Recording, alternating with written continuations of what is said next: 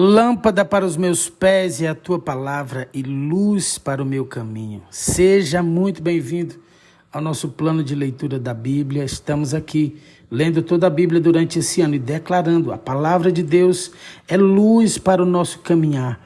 Por isso, não desista, não pare. Se você aí deu uma fraquejada, vamos continuar. Vamos em frente, tá bom? Pega a sua Bíblia, junta a família, onde você estiver. Abre o teu coração e vamos agora à palavra de Deus. Os capítulos de hoje são Números, capítulos 8 e 9 do livro de Números e Lucas, capítulo 21, ok? Se você é novo aqui no canal, já clica no botão inscrever-se aí, se inscreve no canal agora mesmo, ativa o sino da notificação de todas. Todos os dias, 7 da manhã, nós liberamos os capítulos do dia, tá bom? Dia após dia, alimentando o espírito, a alma, com a palavra de Deus. Números 8, vamos começar, Números 8, verso 1, e a palavra nos diz o seguinte: o Senhor disse a Moisés: dê as seguintes instruções a Arão. Quando você colocar as 7 lâmpadas, posicione-as de modo que iluminem o espaço à frente do candelabro. Arão seguiu essa instrução. Posicionou as 7 lâmpadas de modo que iluminassem o espaço à frente do candelabro, conforme o Senhor havia ordenado a Moisés. O candelabro todo, desde a base até as flores, era de ouro batido. Foi feito exatamente de acordo com o modelo que o Senhor havia mostrado a Moisés. O Senhor disse a Moisés: agora separe os levitas do restante dos israelitas e torne-os cerimonialmente puros. Para isso você aspergirá sobre eles a água da purificação e os fará raspar todo o corpo e lavar as roupas. Assim estarão cerimonialmente puros.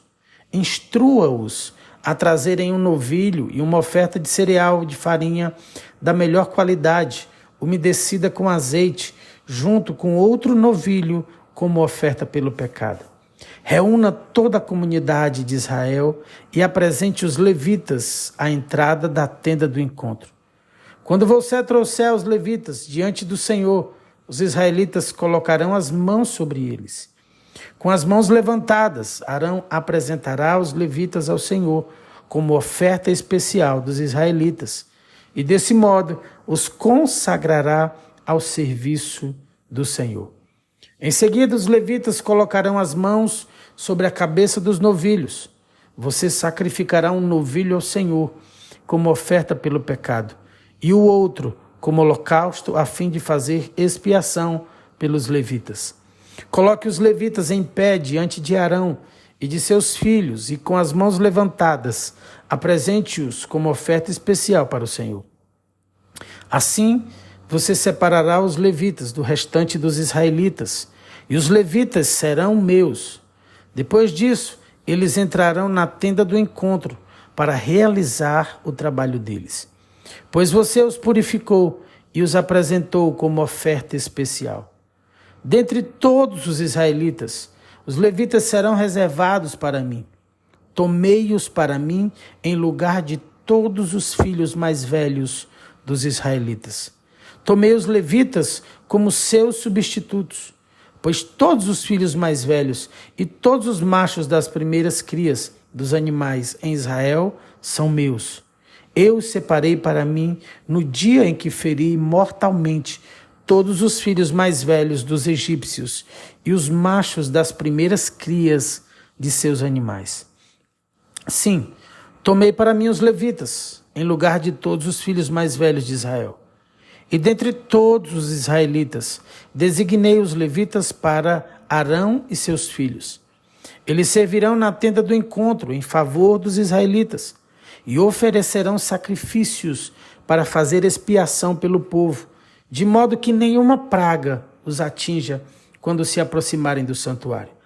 Assim Moisés, Arão e toda a comunidade de Israel consagraram os levitas, seguindo todas as instruções que o Senhor deu a Moisés. Os levitas se purificaram e lavaram as roupas, e Arão os apresentou ao Senhor como oferta especial. Em seguida, ofereceu um sacrifício e fez expiação por eles, a fim de purificá-los. Depois disso, os levitas entraram na tenda do encontro para realizar suas tarefas como assistentes de Arão e seus filhos. Assim fizeram tudo o que o Senhor havia ordenado a Moisés a respeito dos levitas. O Senhor também disse a Moisés: dê a seguinte instrução aos levitas: começarão a servir na tenda do encontro aos 25 anos e deixarão o serviço aos 50. Depois que deixarem o serviço, ajudarão seus colegas levitas no trabalho de cuidar da tenda do encontro, mas não realizarão mais as cerimônias. Assim, você designará as funções dos levitas. E nós finalizamos aqui Números 8. Vamos para Números 9, capítulo 9. A partir do verso 1, nós lemos o seguinte: no primeiro mês do segundo ano, desde a saída de Israel do Egito, o Senhor falou com Moisés no deserto do Sinai e disse: instrua os israelitas a celebrarem a Páscoa no tempo determinado, ao entardecer do 14º dia do primeiro mês. Siga todos os meus decretos e estatutos a respeito dessa celebração. Então Moisés instruiu o povo a celebrar a Páscoa no deserto do Sinai, ao entardecer do 14º dia do primeiro mês. Eles celebraram a festa ali, conforme o Senhor havia ordenado a Moisés. Alguns dos homens, porém, estavam cerimonialmente impuros por terem tocado num cadáver e não puderam celebrar a Páscoa naquele dia. Eles se dirigiram a Moisés e a Arão no mesmo dia e disseram: ficamos cerimonialmente impuros, pois tocamos no cadáver. Mas por que estamos impedidos de apresentar a oferta do Senhor no devido tempo como os demais israelitas? E Moisés respondeu: esperem aqui até eu receber instruções do Senhor para vocês. Então o Senhor disse a Moisés: dê as seguintes instruções ao povo de Israel. Se alguém do povo, agora ou nas gerações futuras, estiver cerimonialmente impuro no tempo da Páscoa, por haver tocado num cadáver, ou se estiver viajando e não puder comparecer à cerimônia, ainda assim celebrará a Páscoa do Senhor. Oferecerá um sacrifício de Páscoa um mês depois, ao entardecer do 14º dia do segundo mês.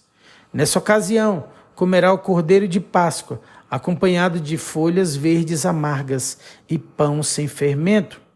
Não deixará sobrar coisa alguma do cordeiro até a manhã seguinte, e não quebrará osso algum do animal. Seguirá todos os decretos acerca da Páscoa. Aquele que estiver cerimonialmente puro e não estiver viajando, mas ainda assim não celebrar a Páscoa, será eliminado do meio do povo. Se não apresentar a oferta do Senhor no devido tempo, sofrerá as consequências de sua culpa. E se algum estrangeiro que vive entre vocês desejar celebrar a Páscoa do Senhor, deverá seguir os mesmos decretos. Esses decretos se aplicam tanto aos israelitas de nascimento, como aos estrangeiros que vivem entre vocês. No dia em que foi armado o tabernáculo, a tenda da aliança, a nuvem o cobriu. Desde o entardecer até o amanhecer, a nuvem sobre o tabernáculo parecia uma coluna de fogo. Era assim que sempre acontecia. À noite, a nuvem que cobria o tabernáculo tinha a aparência de fogo. Cada vez que a nuvem se elevava da tenda, o povo de Israel levantava acampamento e a seguia. No lugar onde a nuvem parava, eles acampavam. Assim viajavam e acampavam por ordem do Senhor, para onde ele os conduzia. Enquanto a nuvem estava sobre o tabernáculo, permaneciam acampados. Se a nuvem ficava sobre o tabernáculo por muito tempo, os israelitas permaneciam ali e cumpriam suas obrigações para com o Senhor. Às vezes a nuvem permanecia apenas alguns dias sobre o tabernáculo, de modo que o povo também ficava apenas alguns dias, conforme o Senhor ordenava. Então, por ordem do Senhor, levantavam acampamento e seguiam viagem. Às vezes a nuvem parava apenas durante a noite e se elevava na manhã seguinte. Dia ou noite, porém, quando a nuvem se elevava, os israelitas levantavam acampamento e seguiam viagem. Se a nuvem permanecia sobre o tabernáculo por 2 dias, 1 mês ou 1 ano, ficavam acampados e não seguiam viagem. Mas assim que a nuvem se elevava, levantavam acampamento e seguiam viagem. Com isso acampavam por ordem do Senhor e viajavam por ordem do Senhor e cumpriam tudo que o Senhor lhes ordenava por meio de Moisés. Finalizamos aqui os capítulos do Antigo Testamento, Números 9, finalizamos. Vamos ao Novo Testamento, vamos a Lucas 21, a partir do verso 1. Estando Jesus no templo, observava os ricos depositarem suas contribuições na caixa de ofertas. Então uma viúva pobre veio e colocou 2 moedas pequenas. Jesus disse: eu lhes digo a verdade, esta viúva pobre deu mais que todos os outros. Eles deram uma parte do que lhes sobrava, mas ela, em sua pobreza, deu tudo o que tinha. Alguns de seus discípulos começaram a falar das pedras magníficas e das dádivas que adornavam o templo. Jesus, porém, disse: virá o dia em que estas coisas serão completamente demolidas. Não restará pedra sobre pedra. Então eles perguntaram: mestre, quando isso tudo acontecerá? Que sinal indicará que essas coisas estão prestes a se cumprir? E ele respondeu: não deixem que ninguém os engane, pois muitos virão em meu nome dizendo: eu sou o Cristo, e afirmando: chegou a hora, mas não acreditem neles. E quando ouvirem falar de guerras e rebeliões, não entrem em pânico. Sim, é necessário que essas coisas aconteçam primeiro, mas ainda não será o fim. E continuou: uma nação guerreará contra outra, e um reino contra o outro. Haverá grandes terremotos, fome e peste em vários lugares, e acontecimentos terríveis e grandes sinais no céu. Antes de tudo isso, porém, haverá um tempo de perseguição. Vocês serão arrastados para as sinagogas e prisões, e por minha causa serão julgados diante de reis e governadores. Essa, contudo, será a sua oportunidade de lhes falar sobre mim. Mais uma vez lhes digo que não se preocupem com o modo como responderão às acusações contra vocês, pois eu lhes darei as palavras certas e tanta sabedoria que seus adversários não serão capazes de responder nem contradizer. Até mesmo seus pais, irmãos, parentes e amigos os trairão, e até matarão alguns de vocês. Todos os odiarão por minha causa, mas nenhum fio de cabelo de sua cabeça se perderá. É pela perseverança que obterão a vida. E quando virem Jerusalém cercada de exércitos, saberão que chegou a hora de sua destruição. Então quem estiver na Judéia, fuja para os montes. Quem estiver na cidade, saia. Quem estiver no campo, não volte para a cidade, pois aqueles serão os dias da vingança, e as palavras proféticas das Escrituras se cumprirão. Que dias terríveis serão aqueles para as grávidas e para as mães que estiverem amamentando, pois haverá calamidade na terra e grande ira contra este povo.